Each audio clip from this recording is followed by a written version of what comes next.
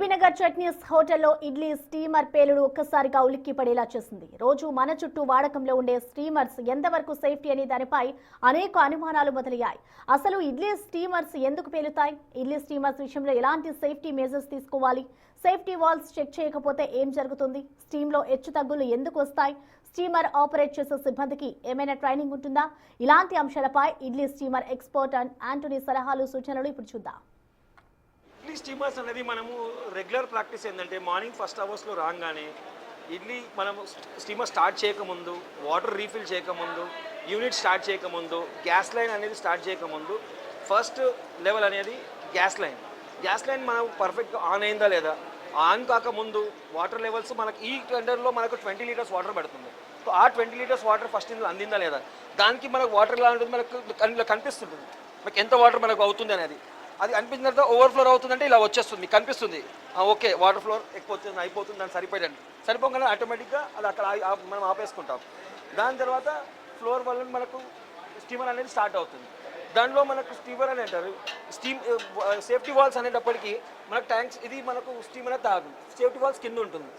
Safety walls plus దాని heater అనేది మనకు ఎంతో హీట్ మనకు అవుతుంది అనేది మనకు చూపిస్తుంటుంది. అది వాటర్ లెవెల్స్ అనేది ఈ ట్యూబ్లో మనకు వాటర్ లెవెల్స్ అనేది అనలైజ్ అవుతుంటుంది. దాని ప్రకారంగా మనకు ఎన్ని డిగ్రీస్ మనది హీట్ చేయాల్సింది, ఎన్ని డిగ్రీస్లో మనకు ఇడ్లీ అనేది స్టీమ్ అవుతుంది అనేది మనకు ప్రత్యేకంగా అప్డేట్ అవుతుంది. నార్మల్గా స్టీమ్ ఎత్తాలంటే దాని స్టీమ్ అని మనం పర్ఫెక్ట్గా క్లీనింగ్ చేసుకోకపోవడము. ఇప్పుడు నార్మల్గా చూడండి, ఈ ఇడ్లీ మేము మార్నింగ్ 7 o'clock అనేది ఆల్మోస్ట్ 6:30కి స్టార్ట్ చేస్తాం. అక్కడి నుంచి ఆల్మోస్ట్ లంచ్ అవర్ వరకు మనకు కంటిన్యూస్గా నడుస్తుంటుంది. మీరు ఓపెన్ చేసి చూడండి, ఆన్లో ఉంది. దీనికి సరిపడా స్టీమే మనం అందిస్తాము. అట్లీస్ట్ 90 to 100 degrees వరకు మనం దాని కుకింగ్ టెంపరేచర్. దానికంటే ఎక్కువ మనం చేసినా ఇడ్లీ పాడవుతుంది, ఆ సాఫ్ట్నెస్ అనేది మనకు రాదు. దాని తప్ప అట్లా మెయింటైన్ చేసుకునేటప్పటికి దాన్ని సేఫ్టీ వాల్స్ అనేది మనకు క్లీనింగ్ రాకముందు దాని మీద ఆయిల్ కంటెంట్స్ ఏమైనా ఉంటే దాని బ్రష్ తోటి మనము హాట్ వాటర్ తోటి క్లీన్ చేసుకొని చేయాలి. ఈ స్టీమర్కి మేము వీక్లీ వన్స్ మనం దాన్ని క్లీన్ చేస్తుంటాం. ఎందుకంటే మేము ఆఫ్టర్నూన్స్లో ఆల్మోస్ట్ 2 to 3 hours మనం బ్రేక్ ఇస్తాం కాబట్టి ఈవినింగ్స్లో మళ్ళీ ఆల్మోస్ట్ 4 o'clock to మన 12 వరకు ఆన్లో ఉంటుంది. దాన్ని బట్టి మనకు వీక్లీ వన్స్ ఒకసారి, లేకపోతే ఇలాంటి దానికి మనం డైలీ మనకు కష్టకైతే చేసుకుంటాం.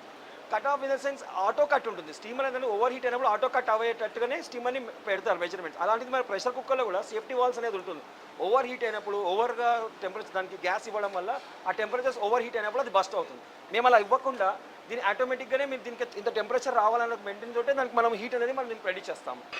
ఈ స్టీమర్ మేము ఎవ్రీడే అనేది జనరల్ సర్వీస్ కాకుండా క్లీనింగ్ చేస్తాము.